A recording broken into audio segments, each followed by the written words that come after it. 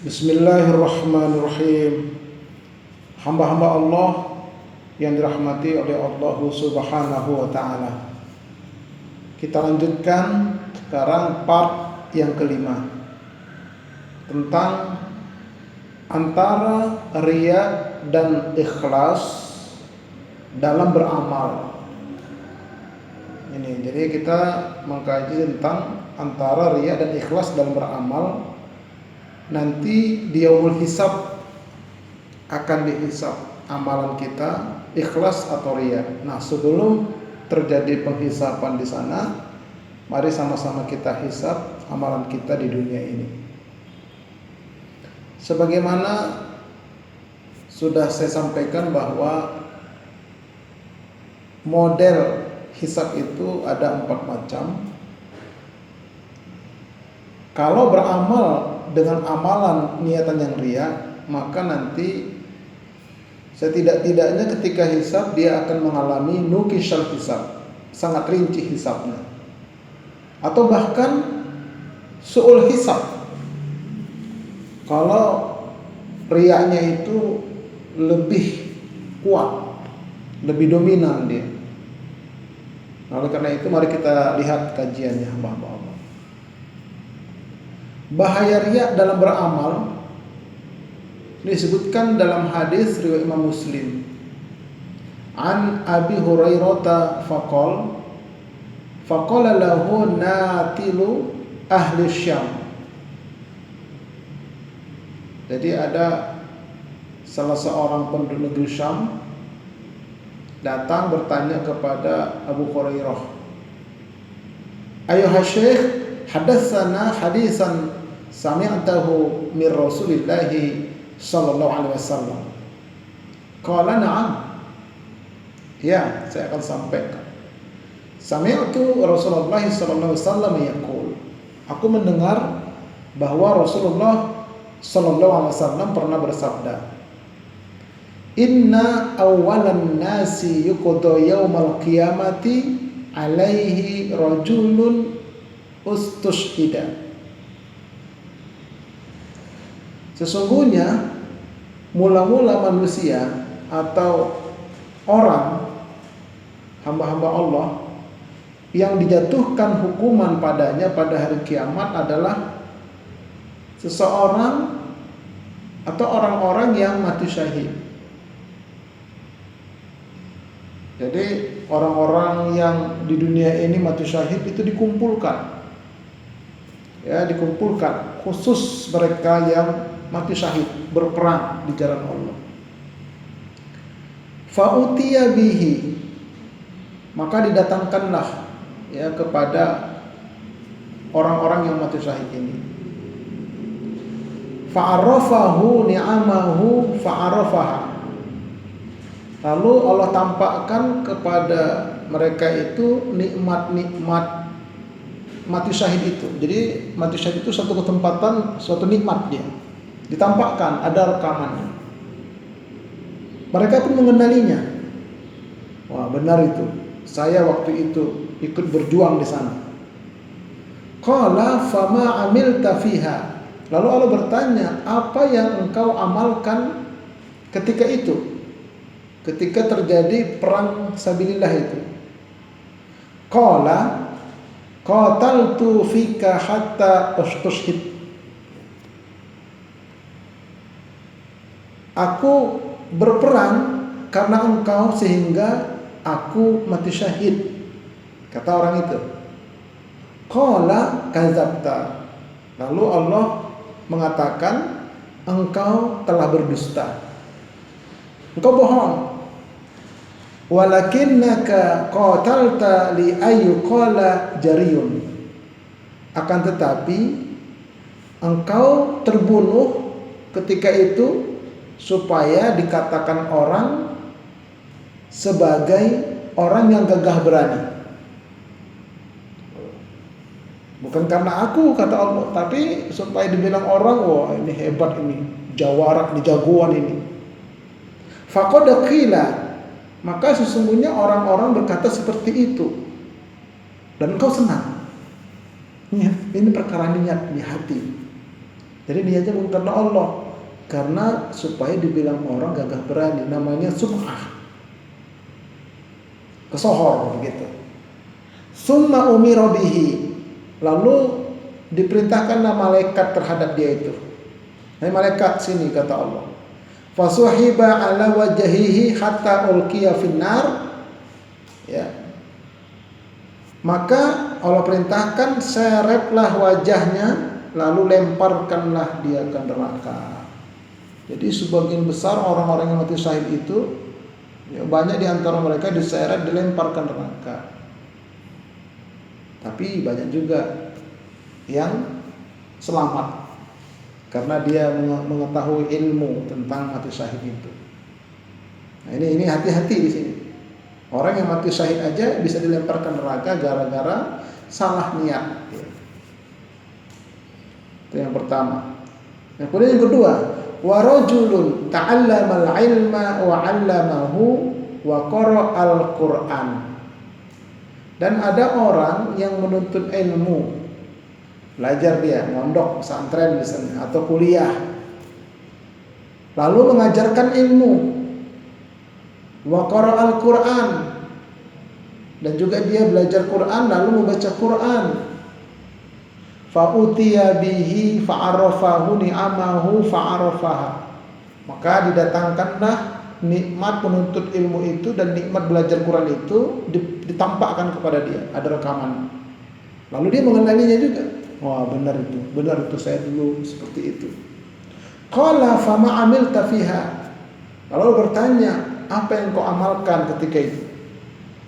Qala, dia menjawab, ta'allamtul ilma wa 'allamtuhu wa qara'tul Qur'ana fika. Aku belajar ilmu agama, kemudian aku mengajarkannya dan aku baca Quran, itu semua karena Engkau ya Allah. Qala, Allah berkata, kadzabta, engkau dusta. Bukan karena aku engkau seperti itu. Walakinnaka ta'allamtal ilma liqala 'alimun. Tetapi engkau belajar ilmu supaya dibilang orang engkau itu orang alim. Wa qara'tal Qur'ana liqala huwa qari'un. Dan engkau membaca Al-Qur'an supaya dibilang orang yang qari, hebat. Faqad qila, dan semua orang mengatakan seperti itu. Engkau senang. Itu kenyataannya kata Allah. Tidak bisa ngelak mereka. Summa umira bihi, lalu diperintahkan malaikat terhadap dia itu, fasuhiba ala wajhihi hatta ulqiya finnar, maka diseretlah wajahnya ke tanah itu, di padang mahsyar itu, lalu dilemparkan ke api neraka. Jadi hati-hati juga bagi yang menuntut ilmu, bagi sebagai seorang yang alim, sebagai seorang qori, jangan sampai niatnya itu riya, supaya dibilang orang-orang alim, supaya dibilang orang di qori hebat suaranya, jangan. Nah, tapi dia harus ikhlas. Nanti akan ada sambungannya lanjutannya insyaallah. Akan ada kajiannya, obatnya.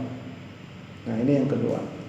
Yang ketiga, wa rajulun wasa'allahu alaihi wa a'tahu min asnafil mali kullihi.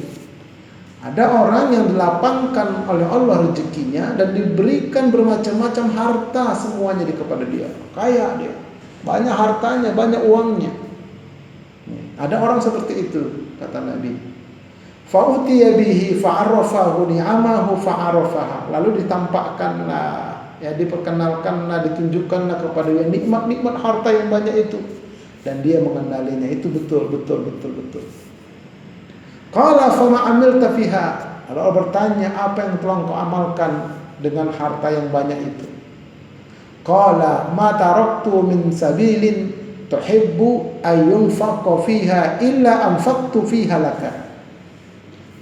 Dia berkata, tidaklah aku tinggalkan, kata dia, satu jalan pun yang engkau sukai untuk berinfak padanya, kecuali aku berinfak padanya karena engkau. Artinya dengan harta itu aku berinfak karena engkau ya Allah. Aku berinfak, ya, berzakat, bersedekah karena engkau ya Allah. Qala Allah berkata, Allah berfirman, kadzabta, engkau itu dusta, bohong, bukan karena aku engkau berbuat seperti itu. Walakinnaka fa'alta liyuqala huwa jawadun. Akan tetapi engkau berbuat seperti itu supaya dibilang orang dermawan. Wah, dia hebat, dia dermawan. Di mana-mana dia bangun ini, bangun itu, beri ini, beri itu. Faqadakila, sungguhnya orang sudah menyebutkan itu untukmu dan engkau senang dengan sebutan itu. Dan enggak bisa ngelak dia. Allah katakan demikian, itu ngelak dia. Summa umira bihi fasuhiba ala wajhihi summa ulqiya finnar. Lalu diperintahkan untuk menyeret dia, seret dia ini, lalu lemparkan dia ke neraka. Ya, ada yang seperti itu, tapi ada juga yang selamat. Nah, inilah hamba-hamba Allah. Kenapa? Karena salah niat. Ya, ada niat riya dalam hatinya. Bukan karena Allah dia. Karena supaya dibilang orang dia seorang dermawan, supaya dikatakan orang dia seorang yang qori, supaya dikatakan orang dia orang yang alim, supaya dikatakan orang dia seorang yang gagah berani. Tidak sempat taubat dia di muka bumi ini. Nah, oleh karena itu, ayo kita lakukan muhasabah dulu. Apapun profesi kita, jangan sampai niatnya seperti itu. Hamba-hamba Allah yang rahmati oleh Allah Subhanahu wa taala. Nah, 3 kelompok dilemparkan ke neraka itu karena riya dalam beramal. Ya, sebagian besar mereka yang mati di medan jihad itu riya dalam beramal. Sebagian besar ulama dan qori, ada yang riya dalam beramal. Sebagian besar mereka yang rajin berinfak, zakat, sedekah, tapi riya dia. Penyebabnya adalah karena riya. Oleh karena itu, ya jangan sampai kita seperti ini. Kita robah, ya, taubat kita kepada Allah. Nah, nanti ada solusinya insyaallah. Baik. Amalan itu terbagi 2, ada amalan zahir, ada amalan batin. Jadi lihat dari posisinya. Ya. Ada amalan zahir, ada amalan batin. Amalan zahir itu seperti sholat, haji, itu kelihatan nih, amalan zahir namanya. Nah, kemudian ada amalan batin dalam hati seperti riya, ikhlas dan sebagainya. Banyak orang sukses dalam amalan zahir, kan tetapi gagal pada amalan batin. Nah, ini yang jadi perhatian kita. Oh, sukses di amalan zahir. Sholat tiap waktu, hebat, pakaiannya rapi, haji, berulang-ulang, umroh, zahirnya, tapi gagal pada batinnya. Nah, ada riya di sana. Oh, kita nggak tahu, memang kita tidak tahu, tapi Allah yang tahu nanti. Hanya kita dan Allah yang tahu masing-masing. Oleh karena itu, sebelum kita berhadapan dengan pengadilan Allah, mari kita lakukan muhasabah dulu sekarang. Baik, riya itu adalah penyakit orang-orang yang berilmu, penyakitnya sebagian ulama, penyakitnya orang-orang soleh, penyakitnya pejabat dan tokoh-tokoh, penyakitnya Pak Haji dan Bu Hajah, penyakitnya tajir, orang-orang kaya. Ya, kalau orang kere, ya jarang mereka riya. Apa yang mau disombongkan, apa yang mau diriakan, susah. Orang biasa, orang awam, tapi orang berilmu itu, itu potensi sekali setan datang ke sana untuk menjadikan orang itu riya. Nah, makanya kita harus obati ini. Ya. Harus kita obati ini. Pengertian dan bahaya riya. Riya itu pengertiannya pertama ingin dilihat orang. Tuh, pamer, begitulah kira-kira. Itu riya. Nah, kemudian biar tekor asal kesohor, itu juga riya. Ya. Biar tekor asal kesohor, itu namanya riya. Kemudian karena Allah di satu sisi, karena selain Allah di sisi lain, itu juga riya. Ya, itu juga riya, itu seperti itu. Ya, misalnya ceramah karena Allah, tapi ada terselip karena amplop. Sedikit aja itu. Nah, itu harus diobatin itu. Rajin ke masjid untuk salat berjamaah karena Allah, tapi ada terselip. Saya kan ketua. Apa kata orang kalau nggak ke masjid? Itu situ sudah riya, dia bercampur. Ini pengertian dan bahaya riya itu ya. Karena lihat orang, disebutkan dalam hadis riwayat Imam Ibnu Majah an Abi Sa'idin qol kharaja alaina Rasulullah sallallahu alaihi wasallam wa nahnu natadzakkarul Masih ad-Dajjal faqala ala ukhbirukum bima huwa akhwafu alaikum indi minal Masih ad-Dajjal. Maukah kalian aku kabarkan sesuatu yang aku sangat khawatir akan menimpa kalian di sisiku daripada Al-Masih Dajjal? Qala qulna bala. Kemudian kami berkata, "Ya mau ya Rasulullah." Faqala asyirkul khafi. Maka kata Nabi, yaitu syirik tersembunyi. Ini lebih besar bahayanya daripada fitnah Dajjal sebetulnya. Syirik tersembunyi, nggak kelihatan dia. Nah, itu namanya riya tadi. Yaitu ayyakum ar-rajulu yusalli, bahwa seseorang itu berdiri untuk sholat, fayuzayyinu sholatahu lima yara min nazari rajulin, lalu dia perbaguslah sholatnya karena ada orang yang sedang memandang dia. Kalau nggak ada orang di rumah, sholat pakai baju oblong, sarung bolong-bolong, nggak pakai peci, sejadahnya juga ala kadarnya. Begitu ke masjid, wah rapi. Nah ini, jadi itu bisa seperti itu, tipis sekali dia. Nah, jadi karena ingin lihat orang, ada tersedia di sana yang tahu siapa kita masing-masing dan Allah. Nah, mumpung kita belum ke sana ini, ya sebelum kita ke akhirat, ayo kita perbaiki sekarang. Insya Allah bisa. Nanti ada solusinya. Jadi ibadah itu sebetulnya privasi, bukan untuk dipublikasi. Itu intinya. Jadi ibadah itu privasi dia, pribadi dia, nggak perlu orang tahu, nggak perlu, ya nggak perlu dipamer-pamerkan begitu. Nah baik, kemudian karena pamer kepada orang lain, disebutkan dalam hadis riwayat Imam Ahmad. Yuhaddisu Ibnu Umar annahu sami'a Rasulullah sallallahu alaihi wasallam yaqul man sama'an nasa bi amalihi, barang siapa yang memperdengarkan amalannya kepada orang lain, sama Allahu bihi sami'a khalqihi, maka Allah akan perdengarkan ya kepada makhluk-makhluknya, dan Allah akan merendahkannya serta menghinakannya. Nah, jadi nanti diperdengarkan juga, ini manusia ini hambaku ini, dalam beramar dia pamer, maka Allah pamerkan lagi kepada orang dan merendahkan dia, menghinakan dia. Nah, oleh karena itu tutupilah amalmu sebagaimana engkau menutupi aibmu. Jadi kita tidak ingin aib kita dilihat orang, begitulah hendaknya amal kita. Latihan memang, butuh latihan, butuh latihan lah. Bagaimana kita menutupi amal kita kepada orang lain. Ya, ini hamba-hamba Allah. Nah kemudian yang ketiga, karena ada niatan selain Allah. Disebutkan dalam hadis riwayat Imam Ahmad. Qala Rasulullah sallallahu alaihi wasallam an Ubay bin Ka'b qala basyir hadhihi al-ummata bis-sana'i wa raf'ati wad dini wan nasri wa tamkini fil ardi. Berikan kabar gembira kepada umat ini, maksudnya umat Islam ini, kata Nabi, dengan kemuliaan, dengan ketinggian, dengan agama, dengan pertolongan, dan dengan kekuasaan di muka bumi ini. Kalau mau mengikuti syariat Allah dan Rasulnya, dapat itu semua.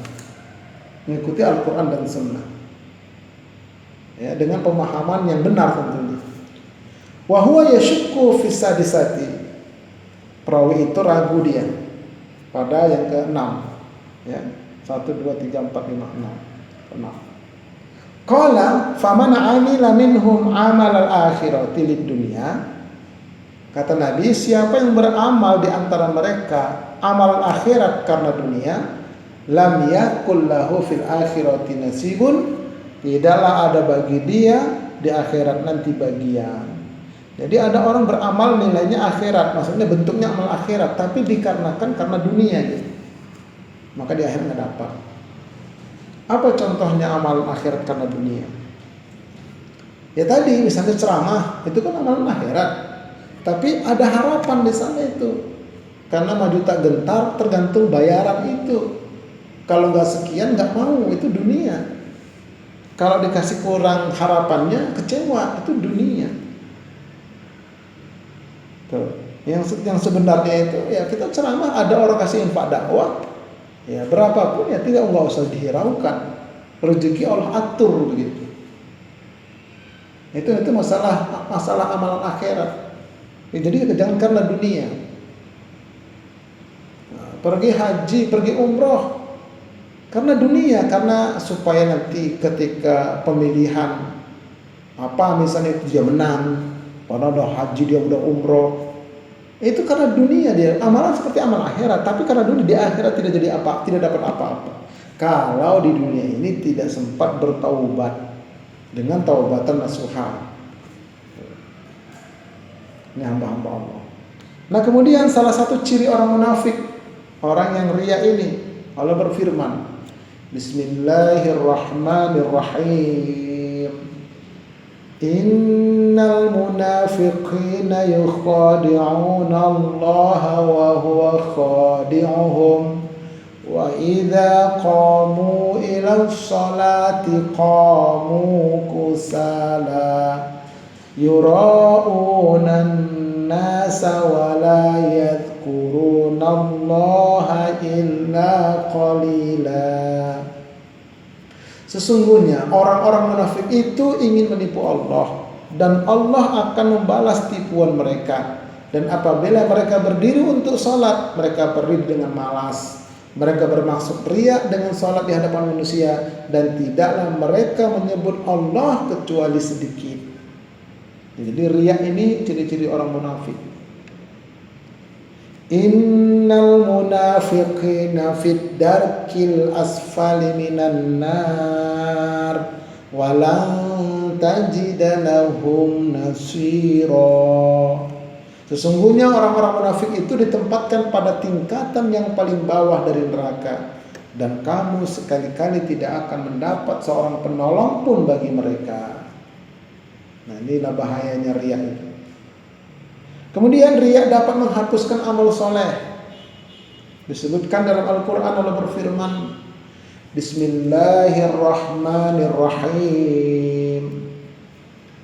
Ya ayyuhalladzina amanu la tubtilu sadaqatikum bil manni wal adha kalladzi yunfiqu malahu ria'an nas wa la yu'minu billahi wal yawmil akhir famathaluhu kamathali safwanin 'alaihi turab fa'asabahu wabilun fatarakahu salda la yaqdiruna 'ala syai'in mimma kasabu wallahu la yahdil qaumal kafirin. Hai orang-orang yang beriman, janganlah kamu menghilangkan pahala sedekahmu dengan menyebut-nyebutnya dan menyakiti perasaan si penerima, seperti orang yang menafkahkan hartanya karena riya kepada manusia dan dia tidak beriman kepada Allah dan hari kemudian.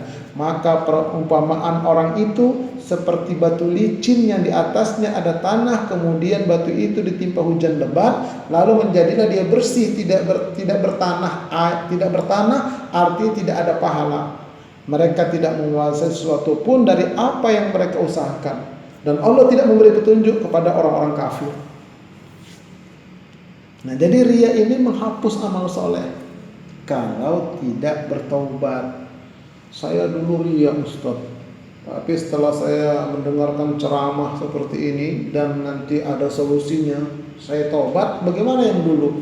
Maka yang dulu itu dijadikan ikhlas oleh Allah. Afallahu amma salaf. Allah maafkan yang salahnya itu karena taubat nih. Nah, ini makanya kita mengkaji terus ini untuk memperbaiki amalan-amalan kita yang riya yang dahulu-dahulu. Baik. Jadi kita lihat riya itu obatnya adalah ikhlas. Ikhlas itu artinya murni. Yang pertama, iman yang murni bersih dari syirik. Yang kedua, niatnya murni bersih dari riya. Jadi makanya ada surah Al-Ikhlas tentang akidah, tentang keimanan, surah bersih tanpa syirik. Nah, ada niat yang ikhlas, niat yang murni tanpa riya, tanpa ujub.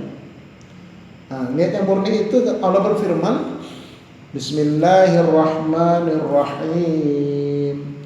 Inna anzalna ilaikal kitaba bil haqq fa'budillaha mukhlishal lahuddin. Sesungguhnya kami menurunkan kepadamu Al-Quran dengan membawa kebenaran, maka sembahlah Allah dengan memurnikan ketaatan kepadanya. Mukhlishal lahuddin, memurnikan ketaatan karena Allah, itu maknanya. Jangan ada campuran karena selain Allah. Itu harus kita terus berusaha. Ini hamba-hamba Allah. Kemudian niat yang murni itu disebutkan dalam hadis riwayat Imam Al-Bukhari. Sami'tu Rasulullah sallallahu alaihi wasallam yaqul, Umar bin Al-Khattab radhiyallahu anhu yaqul, innamal a'malu binniyah. Jadi kata Nabi, sesungguhnya setiap amalan itu harus dengan niat. Harus dengan niat, tapi nanti niat ini ada yang benar, ada yang salah. Jadi semua amal itu ada niatnya, kata Nabi. Wa inna limri'in manawa. Dan sesungguhnya bagi setiap orang itu tergantung apa niatnya. Ada niatnya, nanti ada yang diterima, ada yang ditolak niat itu. Ada yang benar, ada yang salah. Tergantung apa niatnya, amal seseorang. Faman kana hijratuhu ilallahi wa rasulihi fa hijratuhu ilallahi wa rasulih. Barang siapa yang hijrahnya niatnya karena Allah dan karena mengikuti Rasulullah, maka dia akan mendapatkan pahala dari Allah dan mendapatkan syafaat dari Rasulullah. Wa man kana hijratuhu ila dunya yusibuha. Tapi siapa yang niatnya karena ingin mengharapkan kehidupan dunia, awi mra'atin yatazawwajuha, atau karena perempuan dia ingin menikahinya, fa hijratuhu ila ma hajara ilaih, maka hijrahnya itu tergantung apa yang dia niatkan untuk hijrah itu. Ini waktu hijrah itu ada niatnya karena Allah dan Rasul, tapi ada juga niatnya karena di Mekah ini ekonomi saya susah, siapa tahu nanti kalau hijrah ke Madinah, ekonomi saya bisa bertambah. Kabarnya di Madinah, sahabat-sahabat di sana itu memberikan kekayaannya sebagian kepada yang datang ke Madinah. Bahkan yang belum menikah, siapa tahu saya dapat jodoh, itu niatnya, maka dia dapat dunia, nggak dapat di akhirat. Nih, makanya Nabi memberikan seperti ini supaya mereka memperbaiki niat. Ya, walaupun pernah dia berniat salah, dia taubat, dia perbaiki, maka yang dulu itu dimaafkan, maka menjadi amal yang baik, amal yang ikhlas. Ya. Itulah mulianya orang yang belajar. Ya. Nah, baik contoh amalan yang riya. Mengapa rajin ke masjid? Dia menjawab, saya kan pengurus masjid. Apa kata orang kalau tidak ke masjid? Begitu sudah tidak jadi pengurus, ia pun tidak ke masjid lagi. Selesai dia jadi pengurus, pergantian pengurus, nggak ke masjid lagi. Kenapa? Karena memang dia niatnya sebagai pengurus tadinya. Itu riya. Yang tahu siapa? Dia dan Allah. Nah, ini yang pertama. Yang kedua, mengapa rajin ikut pengajian? Oh iya dong, kan ustadznya satu kelompok dengan saya. Jika ustadznya bukan dari kelompok dia nggak hadir. Itu riya itu. Tidak boleh begitu. Ya siapapun ustadznya, kalau yang disampaikan itu Al-Quran dan Sunnah, ditambah penjelasan para ulama, hadir. Kalau ustadz itu keliru, ingatkan. Jangan karena kelompok, itu riya nanti. Banyak nih, na'udzubillah min dzalik. Kemudian mengapa semangat ceramah? Oh tentu dong, kan jamaahnya banyak. Atau transportnya kan besar. Begitu jamaah sedikit, dia malas. Atau transportnya kecil, dia pun tidak datang. Ini riya dia. Bahaya ini. Nah, jika juga keterangan hadis di atas, para syuhada, ulama, qori, dan dermawan yang riya. Ini kalau tidak bertaubat selama hidup. Ya. Nah, bagaimana solusinya? Mari kita lihat ya penjelasan berikutnya. Ini solusinya ini. Mengapa rajin ke masjid? Dia jawab, saya akan ke masjid karena hadis Nabi memerintahkan. Apa hadis Nabi itu diantaranya? Bahwa sholat berjamaah itu pahalanya lebih baik 27 derajat. Tuh. Atau kata Nabi, kalau ada laki-laki yang tidak ada halangan tapi tidak ke masjid, maka Nabi ingin bakar itu rumahnya. Itu niat saya mengamalkan hadis. Nah, itu ikhlas. Walaupun nggak jadi pengurus, walaupun dia jamaah biasa, itu niatnya itu ikhlas. Harus tahu hadis, harus tahu ngaji. Gitu. Mengapa rajin ikut pengajian? Dia menjawab, karena menuntut ilmu itu adalah kewajiban. Talabul ilmi faridatun ala kulli muslimin. Itu hadisnya. Kewajiban atas setiap muslim. Nah, bukan karena ustaznya, bukan. Dia disampaikan sesuai dengan sunnah, Quran dan sunnah. Nah, saya ikut di situ. Karena kewajiban bagi saya menuntut ilmu. Tapi kalau nggak jelas, pengajian nggak usah. Kenapa? Karena nggak mendapat ilmu saya di sana. Yang dikatakan menuntut ilmu itu yang diterangkan Quran dan sunnah di situ. Kemudian penjelasan oleh ulama-ulama terdahulu. Tuh. Kemudian, mengapa semangat ceramah? Karena perintah Nabi menyampaikan walau satu ayat. Balighu anni walau ayatan. Ini niat penceramah. Ya karena perintah menyampaikan satu ayat walaupun satu ayat. Bukan karena jamaahnya banyak, bukan karena transport dan sebagainya. Itu sampingan, gak usah terlalu dipikirkan. Menyampaikan ayat. Seperti saya membuat YouTube ini kan memang perintah ini. Ya, perintah menyampaikan ilmu. Nah, dengan cara apa ya? Dengan media. Rasulullah pakai media ketika itu. Diambilnya batang kayu, digarisnya di pasir itu. Ini jalan Allah, di kanan kiri jalan setan. Itu kan media dakwah. Ikut itu gitu. Kenapa dengan PowerPoint? Ini media. Mengikuti Rasulullah seperti itu. Ini. Kemudian para syuhada hendaknya berniat pergi jihad karena perintah Allah dan Rasulnya. Ya, jihad itu perintah Allah dan Rasulnya. Kalau nanti kajian tentang jihad deh, ada 4 tingkat itu jihad. Ya, yang paling tinggi adalah jihad fisabilillah. Tapi harus tahu ilmunya supaya kita bisa niat karenanya, baru dapat pahala deh. Kemudian para ulama mestinya berniat menuntut ilmu itu, mengajarkan ilmu itu adalah kewajiban. Menuntut ilmu itu kewajiban, menyampaikan ilmu itu kewajiban, menyembunyikan ilmu itu adalah hukumnya dosa. Itu semua harus ada dalilnya dia. Nah, para qori hendaknya berniat karena diperintahkan Allah dan Rasulnya untuk membaguskan bacaan Al-Quran.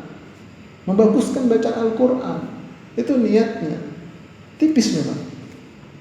Nah, para dermawan hendaknya berniat karena diperintahkan di dalam Al-Quran dan Sunnah untuk mengeluarkan infak, zakat, sedekah. Itu urutannya, infak dulu, baru zakat, baru sedekah. Insya Allah nanti ada kajiannya juga itu. Insya Allah. Nah, berikut ini dalil-dalilnya. Ya. Beramal karena mengharapkan ridha Allah, balasan dari Allah, serta dimudahkan ke surga. Ya, ini kita lihat. Allah berfirman, Bismillahirrahmanirrahim. La khaira fi katsirin min najwahum illa man amara bi sadaqah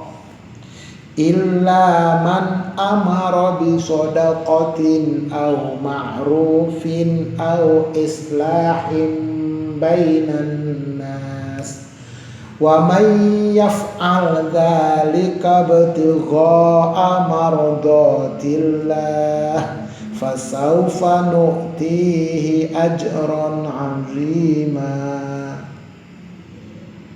Tidak ada kebaikan pada kebanyakan bisikan-bisikan mereka, kecuali bisikan-bisikan dari orang-orang yang menyuruh manusia memberi sedekah, atau berbuat ma'ruf, atau mengadakan perdamaian di antara manusia. Dan barang siapa yang berbuat demikian karena mencari ridhonya Allah, maka kelak kami berikan kepadanya pahala yang besar. Jadi mengajak orang untuk bersedekah, mengajak orang berbuat ma'ruf, mengadakan perdamaian dan amalan lain itu mencari ridho Allah, baru dapat pahala yang besar, bukan karena selain Allah. Ini harus latihan kita, sekali lagi latihan, insya Allah bisa. Nah, kemudian beramal karena berdasarkan dalil Al-Quran dan Sunnah, baru dia ikhlas. Karena ada semua dalam Al-Quran dan Sunnah, ada yang rinci, ada yang global. Menuntut ilmu hukumnya wajib, disebutkan dalam hadis an Anas bin Malik qala Rasulullah sallallahu alaihi wasallam talabul ilmi faridatun ala kulli muslimin. Ya, menuntut ilmu itu adalah wajib atas setiap muslim. Itu muslimin, titik hadisnya di situ. Kemudian dalam hadis yang lain an Abdullah bin Amr anna Nabiyya sallallahu alaihi wasallam qala balighu anni walau ayatan, sampaikan dariku walau hanya satu ayat. Ini niatnya sebagai seorang dai. Yang pertama tadi niat sebagai seorang penuntut ilmu.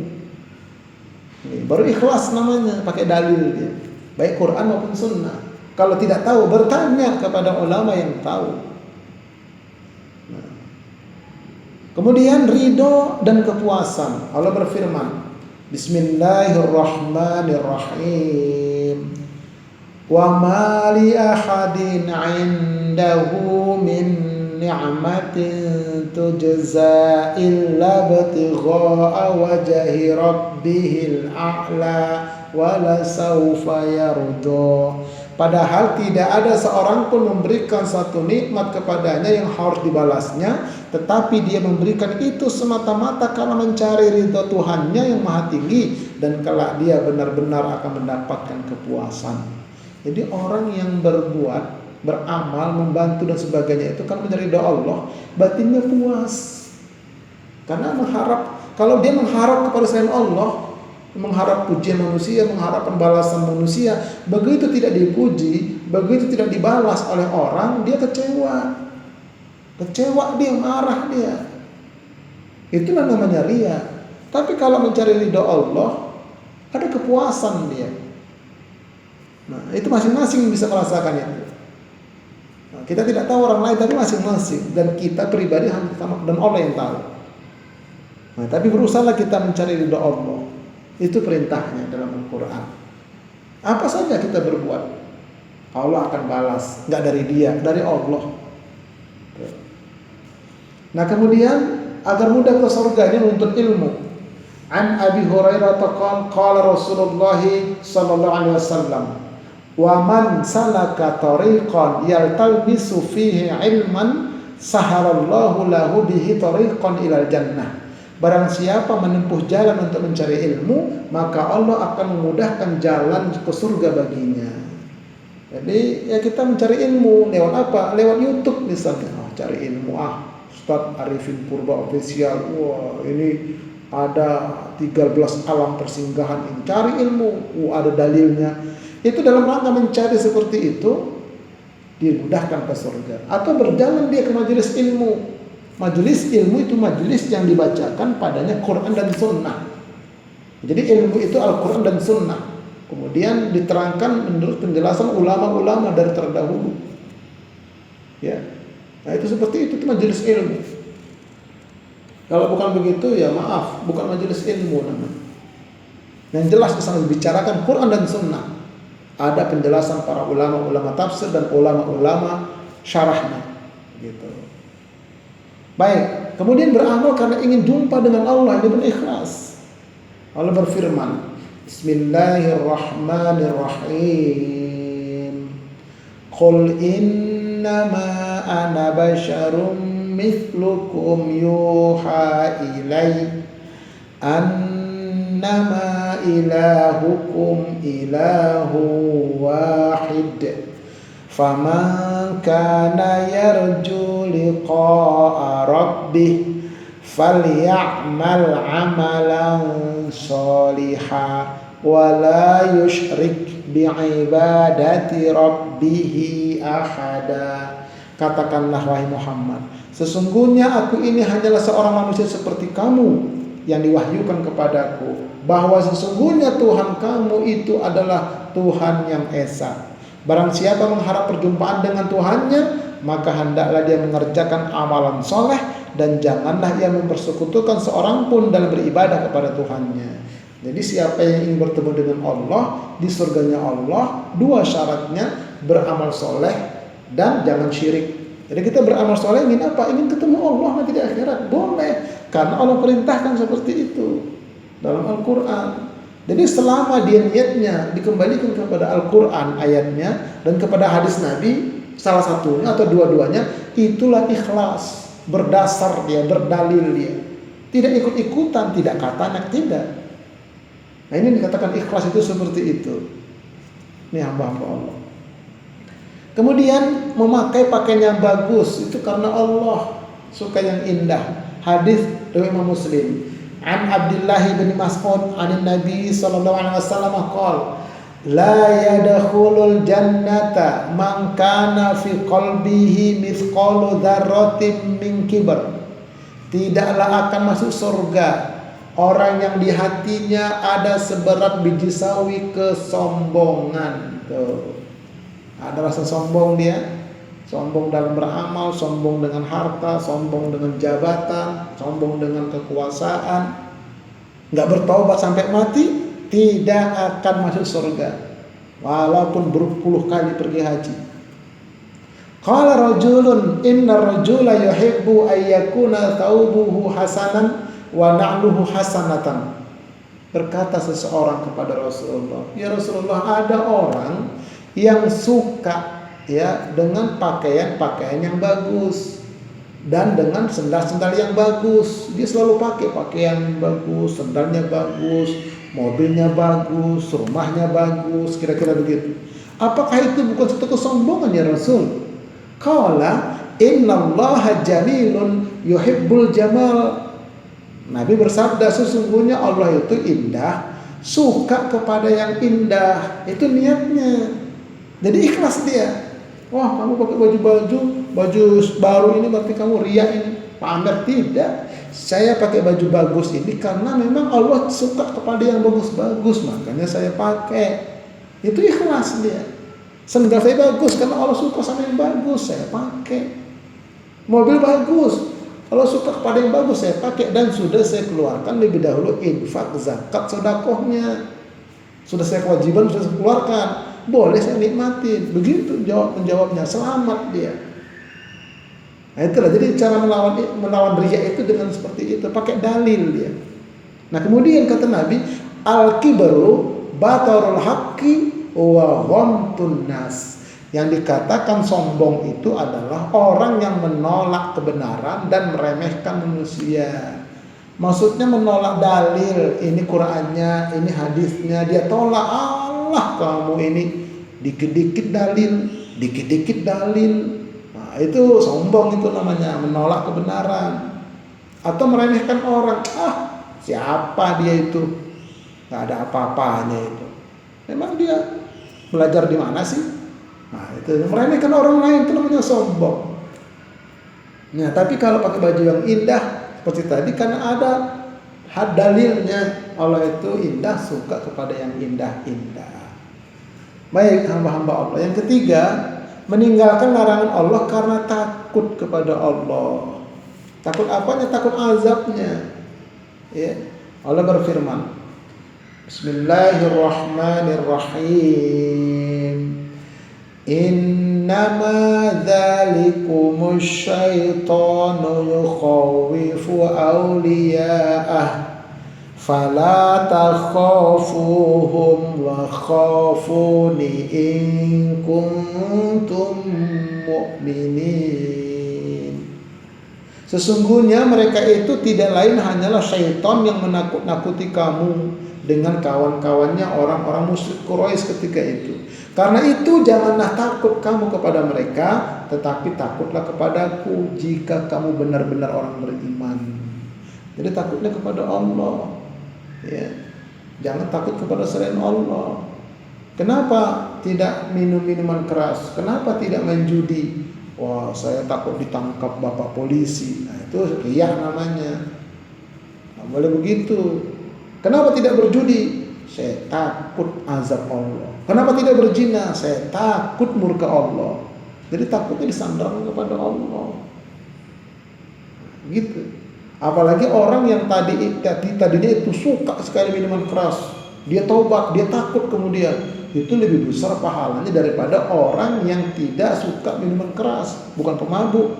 Seperti saya bukan pemabuk, saya tinggalkan minuman keras, takut kepada Allah, dapat pahala. Tapi orang yang tadinya pemabuk, dia tinggalkan, dia suka, dia tinggalkan, karena Allah akan takut kepada Allah, lebih besar pahala dia. Kenapa? Dia ada jihad di sana. Ya karena saya tinggalkan memang saya nggak suka.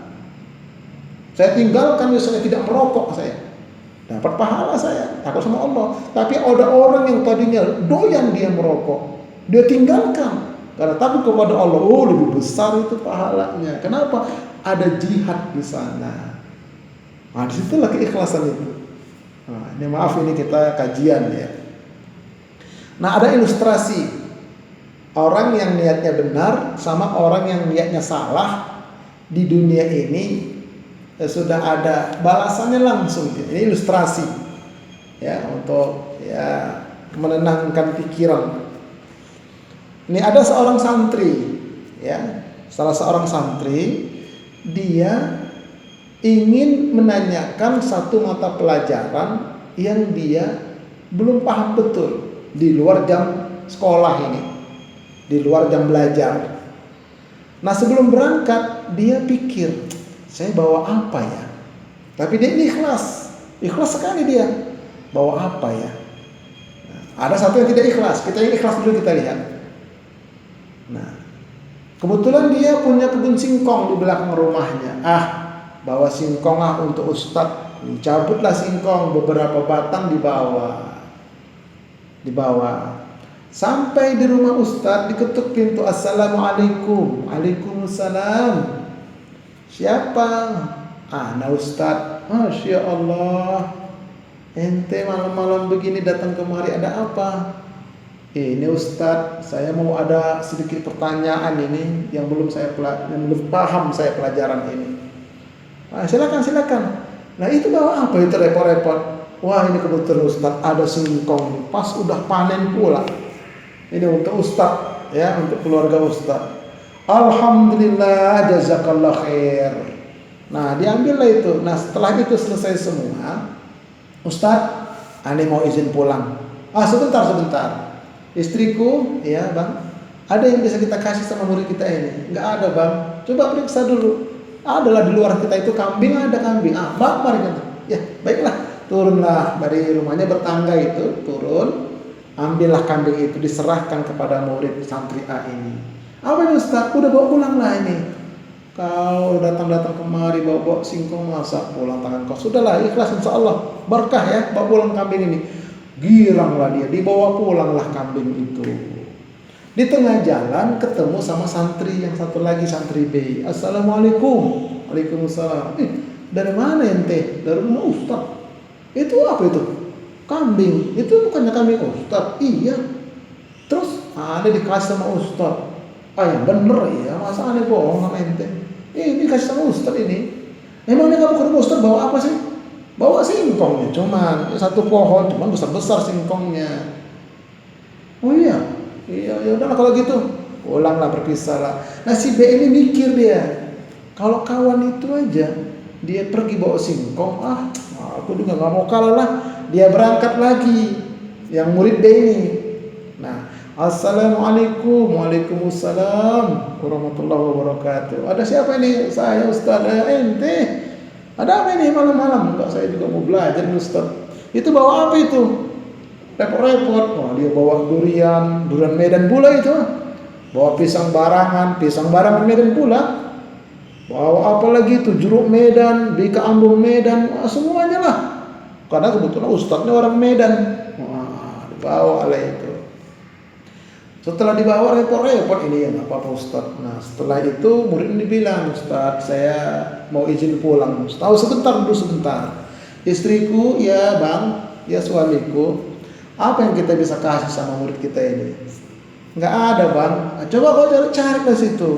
Ada bang ini, apa itu? Singkong yang kemarin dibawa murid kita yang A itulah. Bawa kemarin lah. Wah, niatnya tadi dia bawa jeruk macam-macam itu supaya pulangnya dikasih sapi, karena Ustadz juga punya sapi kebetulan. Tapi ternyata dikasih singkong pulangnya. Kenapa? Salah niat dia. Kalau yang murid A tadi itu niatnya ikhlas, dia bawa singkong makanya dibalas kambing. Tapi dia bawa macam-macam ini niatnya supaya dapat sapi. Apa yang dapat? Singkong, ubi dia dapat. Nah itulah karena itu jangan sampai begitu kita beramal di muka bumi ini. Ini ilustrasi saja. Nah, baik, mari kita melakukan muhasabah di dunia ini, kata Umar bin Khattab sekali lagi. Ya, disebutkan dalam hadis At-Tirmizi an Umar bin Khattab qol hasibu anfusakum qabla an tuhasabu. Hisablah dirimu sebelum kamu dihisab. Wa tazayyanu lil 'adl akbar. Persiapkanlah dirimu sebelum pengadilan besar. Wa inna ma yakhiful hisabu yaumal qiyamah. Dan sesungguhnya seseorang itu akan diringankan hisabnya pada hari kiamat alaman hasaba nafsahu fid dunya, atas orang-orang yang melakukan hisab di dunia ini. Ya, selama ini kalau kita riya, ayo kita hisab diri kita, kita perbaiki. Nanti di akhirat mudah hisab kita. Begitu kata Umar bin Khattab. Dengan cara apa? Belajar dan belajar terus, insya Allah. Baik hamba-hamba Allah yang dirahmati oleh Allah Subhanahu wa Ta'ala, ya, untuk mendukung program Majelis Studi Dakwah Terapan ini, yang belum subscribe silahkan ditunggu ya, atau sebarkan kepada yang lain. Yang sudah memberikan dukungannya kepada kami ucapkan jazakumullah khair. Kritikan, saran, pertanyaan silakan tulis pada kolom komen atau pada WA. Nah, untuk melihat video-video sebelumnya, tulis di YouTube Ustadz Arifin Purba Official. Insya Allah ada semua. Dan kita akan lanjutkan nanti pada part yang ke-6.